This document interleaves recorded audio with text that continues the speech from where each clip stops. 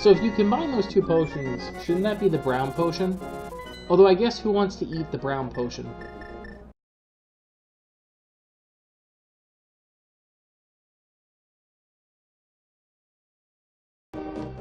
Welcome to another episode of Games Done Slow and Bad, where we play games slowly and most often badly. Today we are back with A Link to the Past, and we are going to track down the next maiden. What are we going to do today? Well, we can either go into the desert, which in the Dark World is a swamp. We can go into the Ice Palace, which we don't necessarily want to do at this point. Or we can double back to the forest and knock out the area there, and I think that might be the way to go. So I think the quickest way to get there is to actually magic mirror back to the overworld and then use the magic flute to get us there.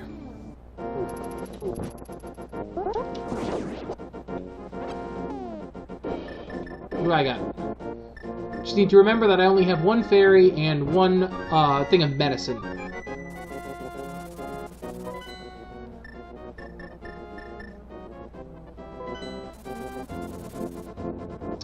Alright, so, what have we done so far as a recap? Well, we just completed Thieves Town. In completing Thieves Town, we gained ourselves access to our next level of Power Glove. We upgraded our sword, we had it tempered. We now have the level 3 sword, which is actually quite wonderful. And, come on. There we go. And we got ourselves another maiden and a crystal. So all these things are great. We have quite a bit of life, so we should be in pretty good shape. This is an incredibly difficult level here.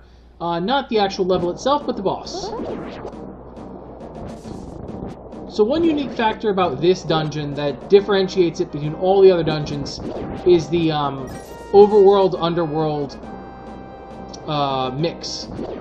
So if you are here in the woods and you drop down any of these holes, you'll be tossed into a part of the level. That part of the level actually makes some degree of sense, given where you fall down. So that's a neat little thing. Difficulty being that you need to have a good sense of where you're going, otherwise you can very easily get lost. Additionally, there's these star things that cause the various pits in the level to shift. So, as you see right here, the pits are in my way. When I step on these little star things, the pits go back here. And more importantly, I'm then able to access this area here. Oh, this level also has several of these hookshot traps.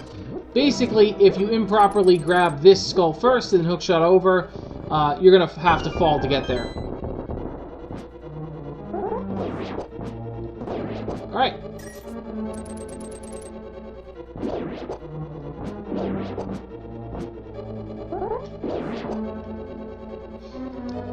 So, because this level takes place over multiple sections of the dungeon, we're going to be jumping around.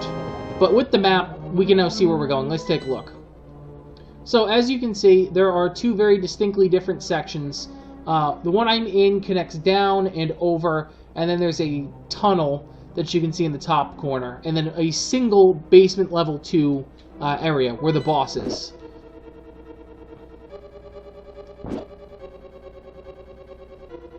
Alright, so I think we're key locked out of this section, so we are going to actually head over to the other door.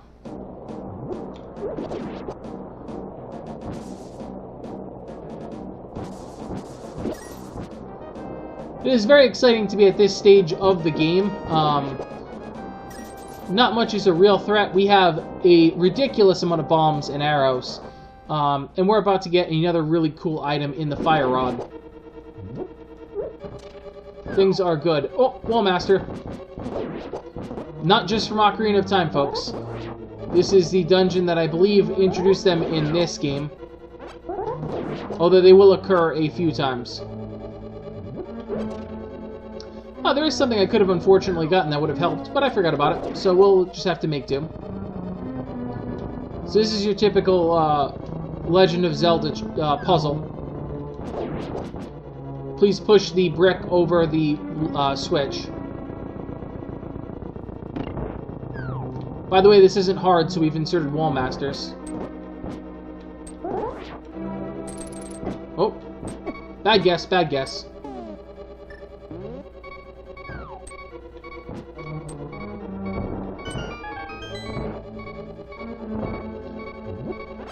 Oh, that's not helpful.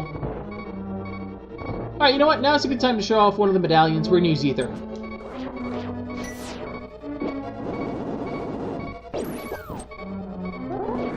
There we go. Okay, I feel better about life. Whoop. Oh, nope. Oh well. That's why we have fairies, right? To cover for our ineptitude at playing video games. And there we go, the big key.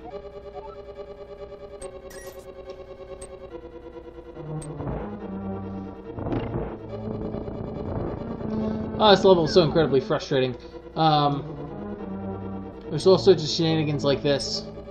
We gotta get a small key to take with us. And we gotta go back and get the other item. Oh, so much to do. Alright. So I think, if memory serves, that you can get through this dungeon by what I just did.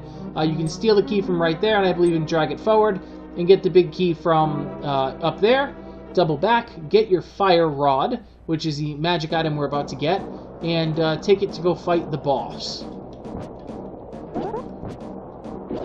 This boss has a few peculiarities that I'm going to point out as we fight him. Some of them are really only relevant if you are a randomizer runner. Some of them are relevant to you as you play.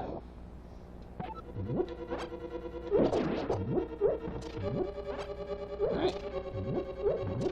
I'll take everything, thank you. Okay. Alright, so we've already blown this up. Unfortunately, these mini moldorms come back. And fire rod. This rod commands the red fire, but watch your magic meter. It's kind of funny, because it seems like, based on that description, that they intended to bring back sort of the red candle, blue candle from the original game, but there's nothing of that sort in the game. So it might just be a bit of execution that they sort of missed.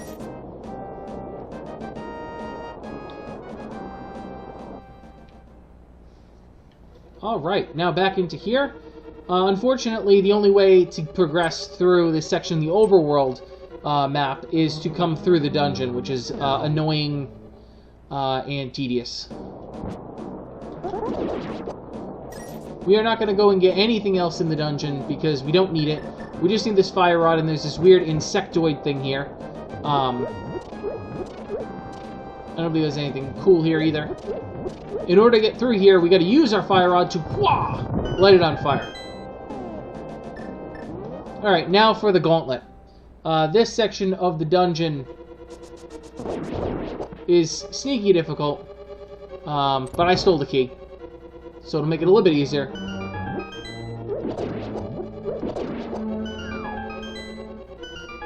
By the way, there's wall masters, which make this a lot less fun.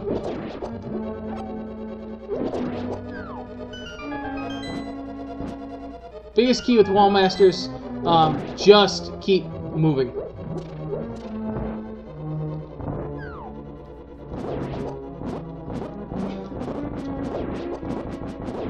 We are going to try and clear these mummies out before we light these torches. We appear to have gotten this guy stuck. Excellent. Okay. No more wall master. Okay. So, this section relies on the fire rod because you can't use the torch to get there. Or so you think. There's a way to actually clip in and make that happen, make that work. We have half magic at this point, meaning that our consumption is halved. So we don't need to worry about any of that nonsense. I wonder if I can turn this guy.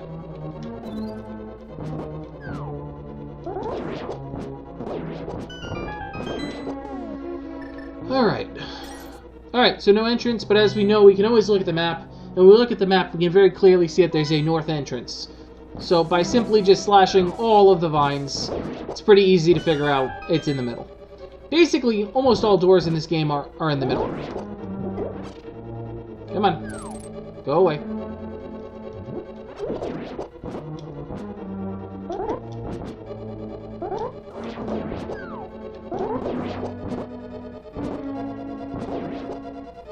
There we go.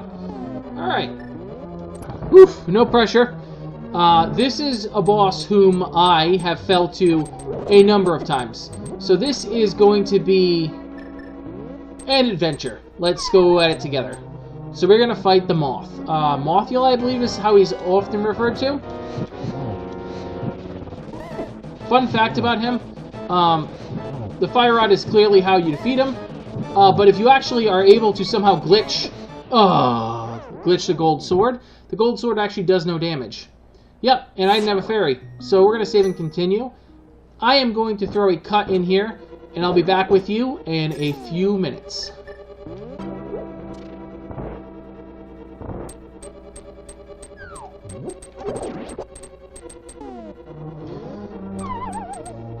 Okay, take two. We're going to fire at this guy as much as we can. We got 2 fairies in reserve. So here's the thing. If you hit him against the spikes, due to the way his damage is configured, he gets basically no damage. So it is incredibly difficult to actually get this guy damaged. You basically have to hit him against one of those blocks. The caveat to that is there's only a few seconds you have when he is next to one of those blocks for you to do an attack to cause him damage. Simultaneously, it is chaos, and all of these spikes are flying everywhere trying to stab you. There we go. That is one of the better times I've ever had with him. And here we go. Here's a crystal.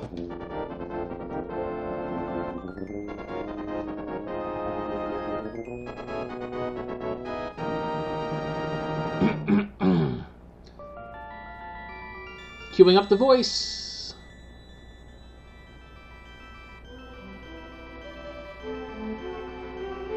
Lonk, because of you I can escape from the clutches of the evil monsters. Thank you. Do you know the prophecy of the Great Cataclysm? It's a doozy. If a person who has an evil heart gets the Triforce, a hero is destined to appear. And he alone must face the person who began the Great Cataclysm. If the evil one destroys the hero, nothing can save the world from his wicked reign. Only a person of the Knights of Hyrule, who protects the royalty of Ahelia, can become the hero. You are of their bloodline, aren't you? Then you must rescue Zelda without fail. Do you understand? Not at all. May the way of the hero lead you to the Triforce. Shing! Okay. Look at that. We are cruising. We got 3 more crystals. So Turtle Rock, not the worst in the world. Ice Palace might be the worst in the world. And Turtle Rock, Ice Palace, and there should be another one. Oh, Swamp. Swamp, not quite as bad as Ice Palace, but still pretty bad. We're in for it the rest of this. These dungeons become significantly more difficult. This dungeon, relatively speaking, is actually pretty easy. Which is why we were able to get it done in such a decent time. From here on out, we are not in easy mode. So, before we end this episode, we're going to go collect one more item. That item is a completely optional item, I believe, and should help us on our way. There we go.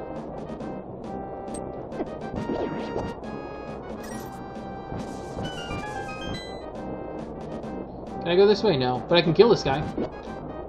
Take that! There we go. Okay.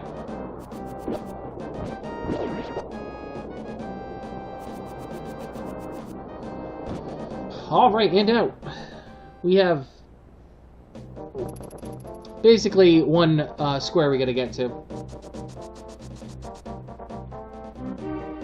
You gotta enjoy the overworld music. The overworld music is wonderful.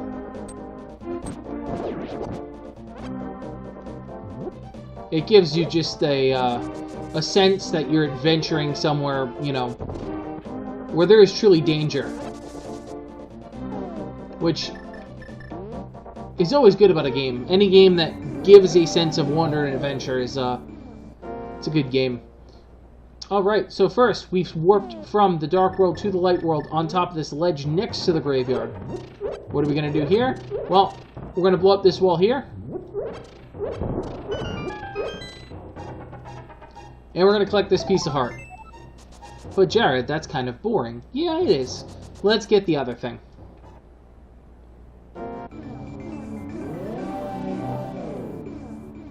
Yep. There we go. Okay. Whoop. Okay, back to the graveyard, which is now full of ghosts. So as I've sort of said before, this game has a defined beginning, middle, and end. When you hit towards the end of the game, ghosts actually populate the graveyard, which is kind of neat. We have to hit this stone, run all our way in, and what do we get? We get the magic cape. You are invisible when you wear it. Watch your magic meter. So this is an excellent item because it allows us to do something later on a lot easier because it makes us invulnerable. But I think that that is enough for today. Thank you so much for watching. Obviously, there are a ton of options out there online for you to be consuming, and I appreciate that you took any time today to hang out with me here. If you enjoyed what you saw, like, subscribe, etc., etc. If you didn't, drop me a line and let me know what I could do better. Always open for suggestions. As always, thank you so much for watching, and have a good night.